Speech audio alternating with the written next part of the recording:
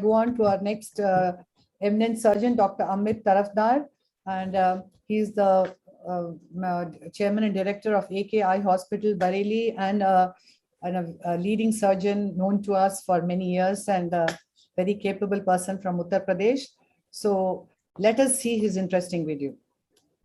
Thank you, Dr. Chitra, for giving such an opportunity. Dr. Anand, would you please?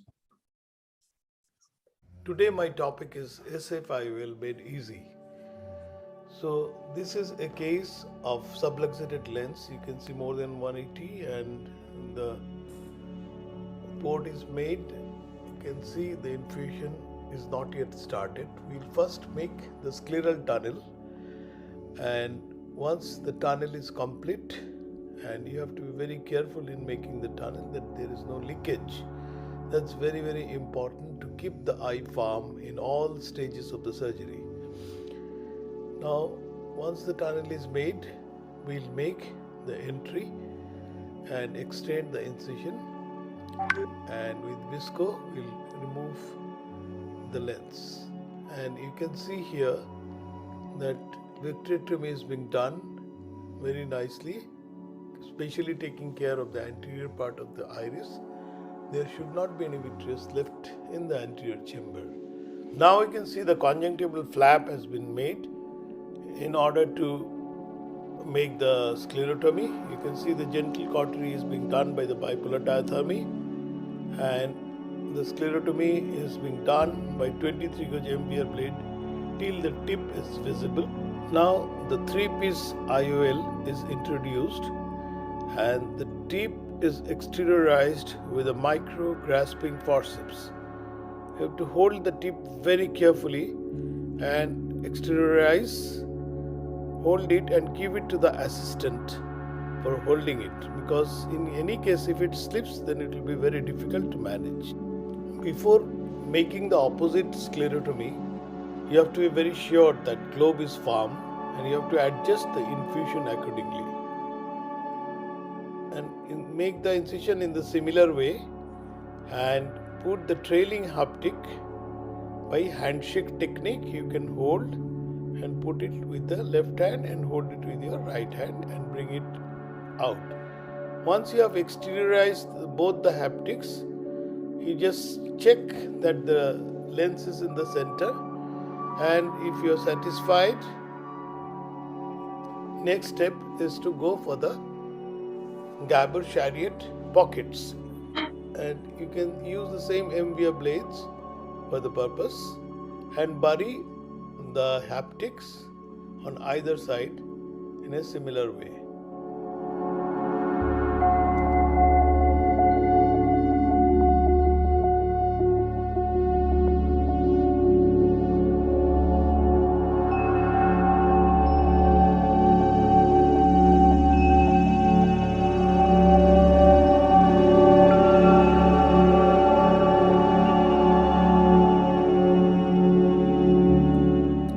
Make sure that the sclerant talon is sutured with a 10-0 nylon to reduce the surgically induced astigmatism. Now the infusion port is released and the conjunctiva is sutured nicely with a 6-0 vicryl. And that's the end of the surgery, and this has been found very, very useful in many, many cases, especially where we are unable to put Sionis ring or other things in subluxated cataract, and we found that this technique is very, very useful. Also in many cases before doing PPV, or if the media is hazy, or even during surgery if the nucleus is dropped or the IOL is dropped, we can do this technique and the patient gets very good results. So I thank you very much. Thank you very much, Dr. Amit TARAFDAR. That was a very good end result you got. But there are 3 controversial things which are there, and I would want my expert panel to guide on that. One is that you could have done it could have been done as a 3-port vitrectomy by a retina person instead of just having an infusion port, because you can do a better job of vitrectomy and also visualize retina better and deal with the breaks. The second thing is it makes sense to do a scleral pocket when the eye globe has not been opened. And because that way there's no hypertony and making pockets would be easier. Third thing is probably holding the haptics at the tip with that max grip forceps would avoid that kind of bend which happened. So these are just three arguments which are posed. You have had the best of result in the end. And of course, one very important thing, you should do a vitrectomy before the nucleus is delivered so that there's no traction on the vitreous base. So these were some challenging things which happened in the surgery. So I would want the comment from all the expert panel as to what they think on. Dr. Ajay, you could start. Actually, what we do is generally we put a tricot and stain the vitreous and see whether there is any vitreous in the anterior chamber or not, and do the proper vitrectomy. That's the first thing. And second thing, to cover that scleral pocket, as you said, in order to avoid the scleral pocket, we just suture the conjunctiva to prevent any infection. No, making pocket before making your... Yeah, that's right. That's why I don't do the pockets. And it's easier in our hands to make the pockets in the way I've shown. Yes. And of course, I think yes, what he has done is a modification of the various the glued IOLs that we have been doing. He has done it, and he has exposed the part of the haptic and just tucked the tip. The only problem here is there might be a time when this whole thing will rotate and go off. I mean, even with the glued IOL, with the glue, I mean, the whole idea is to catch hold of the base of the optic of the junction where it comes from, so that it does not rotate and goes back. Because the other concept is where you're burning the tip of the haptic where it doesn't go, so that the opening it doesn't go. But then there is always a chance of that tipping. But yes, as Dr.